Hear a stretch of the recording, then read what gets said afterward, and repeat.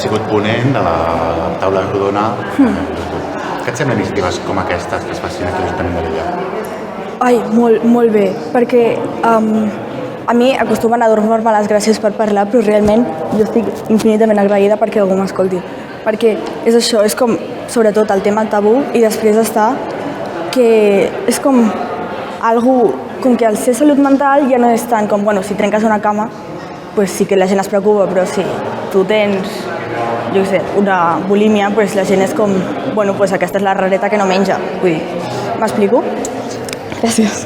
Llavors, a mi em sembla fantàstic que es conscienci i també això, que a mi m'escoltin. A mi m'encanta que m'escoltin perquè, sobretot, bueno, el jovent té moltíssim a dir i molts cops és com que ens ignoren completament en bastantes coses que sí que ens afecten.